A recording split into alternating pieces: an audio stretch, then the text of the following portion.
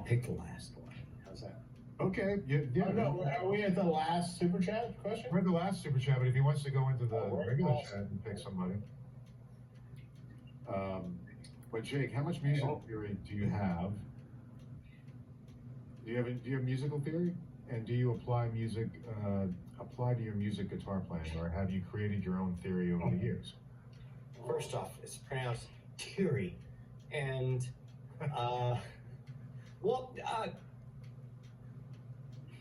I started playing on piano when I was 6.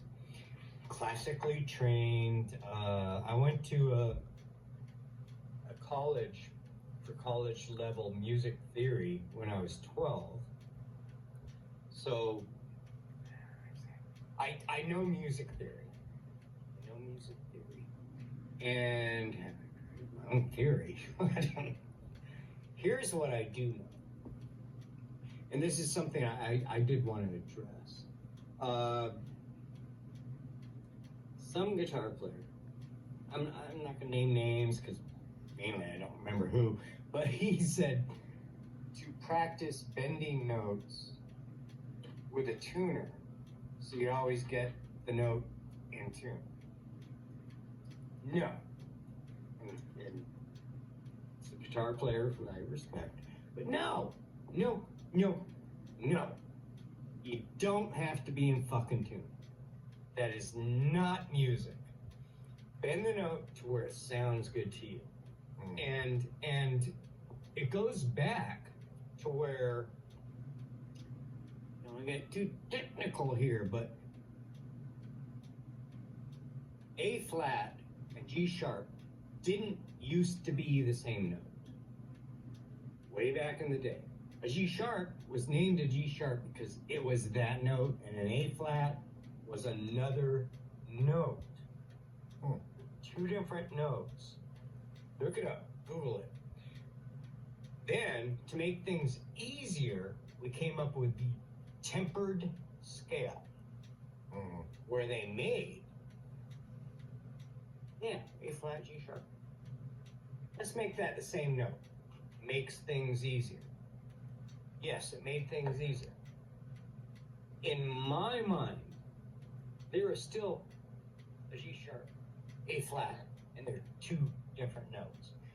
If you look at Indian music, how many? I don't even know how many. They don't have a 12 note system. It's much larger because there are notes in between. There's what do you call it? Micronotes, whatever. No, you don't have to be in fucking tune. I hate that shit. I hate it when I'm in the studio. Okay, yeah, it was a good take. Tune up. Let's do another one. Why do I need to tune up? It sounded great. Sounds good to me now. Billy Gibbons, early, he used to detune, or the producer did, for the early ZZ Top.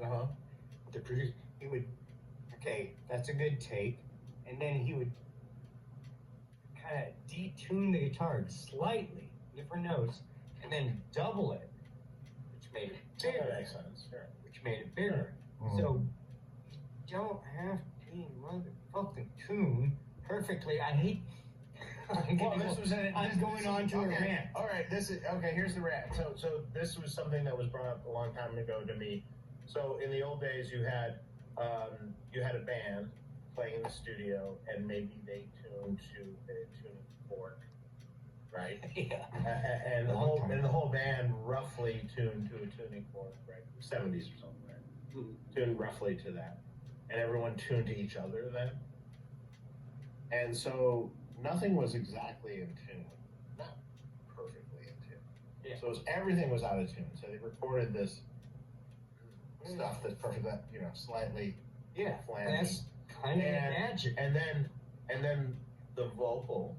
Okay, so if you think of the tuning, the vocal had a wide path because nothing is exactly in tune. Okay. If everything's perfectly in tune, the path is this narrow. No. The vocal has to sing sense. in tune across this narrow path. If it's like this wide, well, there's a little give on there, That makes sense. and then everything is, and all those records were, they're just like everyone, wait, give me an E. Okay, tuned to each other.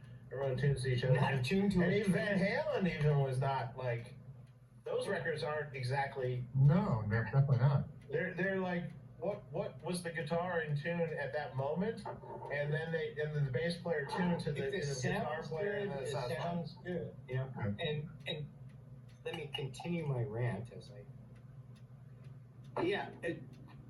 shit doesn't have to be fucking in tune. Mhm. Exactly. It sounds, you know what? And the whole auto tune thing. Oh, that's another story. God. And I understand there is a you can use that as a tool.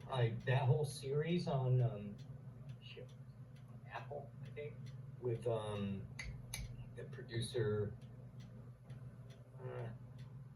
Rick Rubin? No, he's a guitar player. He's worked with Gaga, Winehouse. Shit, can't think. Ronson. Mark Ronson. Oh yeah, Mark yeah, Ronson? I think so. Yeah. Have you seen that? He did a series on, I think, Apple.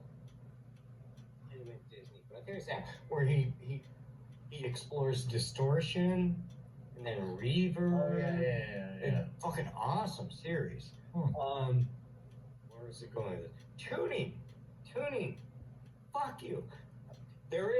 He did one of his episodes on auto tune, and it made me appreciate it a little more, because if it's used as a tool, not as a fixer, as a tool, like Charlie, certain numerals, whatever, she uses it as a tool, as kind of like a pedal.